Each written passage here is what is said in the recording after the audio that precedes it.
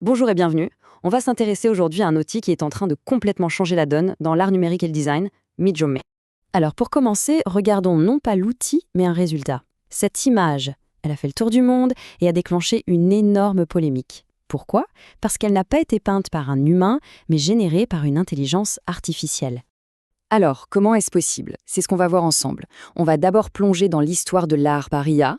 Ensuite, on va découvrir Midjourney, l'outil derrière tout ça. On verra ses applications bien concrètes dans le monde pro. On apprendra même une petite technique clé. Et puis, on se posera la question, qu'est-ce que ça change au fond pour la créativité? Allez, c'est parti pour la première section. On va essayer de comprendre ce qui se cache derrière cette fameuse image qui a gagné un concours. Son créateur, c'est Jason Allen. Et il a utilisé Midjourney. Mais attention, ça n'a pas été un simple clic. On parle de plus de 80 heures de travail, de 900 essais pour arriver à ce mélange parfait entre une esthétique victorienne et des thèmes de science-fiction. Quand la controverse a éclaté, Allen a été très clair. Son processus de recherche, de test, de sélection, c'est ça le véritable acte créatif. Et ça nous amène directement à l'outil Midjourney. C'est quoi au juste? Et pourquoi tous les créatifs en parlent?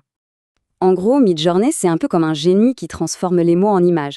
On lui donne une description, ce qu'on appelle un prompt, et il nous sort une œuvre d'or. Si les agences de création l'adorent, c'est parce que sa qualité artistique est souvent bluffante, bien au-dessus de beaucoup d'autres outils. Pour créer des logos, des scènes complexes, il a un style bien à lui. Évidemment, la magie opère vraiment quand le prompt est précis. Plus on donne de détails, plus le résultat colle à notre vision. Ok, on a vu l'art, mais dans le monde professionnel, le vrai, comment ça s'utilise? On va voir quelques exemples concrets. Et là, on a un exemple parfait d'un processus de création moderne. Regardez bien. Midjourney, c'est l'étape 2. On l'utilise pour créer des visuels forts pour une pub. Et le gros avantage, c'est qu'on peut ensuite générer des centaines de versions différentes très rapidement. Le mot d'ordre ici, c'est vraiment la polyvalence. C'est bien plus que créer un logo.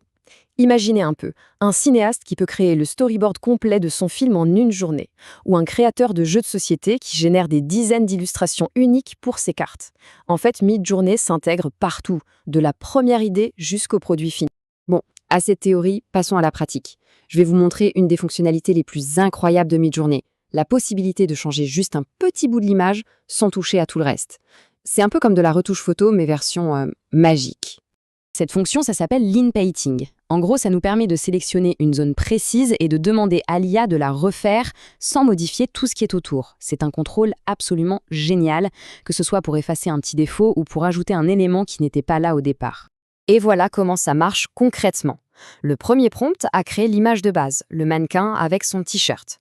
Ensuite, il a suffi de sélectionner la zone du t-shirt et de donner un nouveau prompt, tout simple, pour y ajouter cette magnifique broderie de fleurs. Seule cette partie a été modifiée. C'est puissant, non? Forcément, avec des outils aussi puissants, ça pose une question essentielle. Quelle est la place de l'artiste dans tout ça? C'est une interrogation qui revient sans cesse. Et pour y répondre, ce parallèle historique est vraiment éclairant. Les critiques qu'on entend aujourd'hui contre l'IA, eh bien, ce sont quasiment les mêmes qu'on adressait à la photographie à ses débuts au XIXe siècle. On disait que ce n'était pas de l'art, que ça allait tuer la peinture. La conclusion, finalement, c'est que la perspective change. Ce n'est pas l'outil qui fait l'art. La créativité, la vision, le talent pour maîtriser cet outil, ça reste des compétences purement humaines. Et c'est ça qui a de la valeur.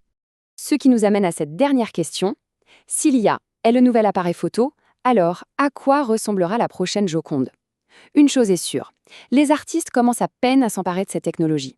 On n'a encore rien vu des chefs-d'œuvre qu'elle va leur permettre de créer.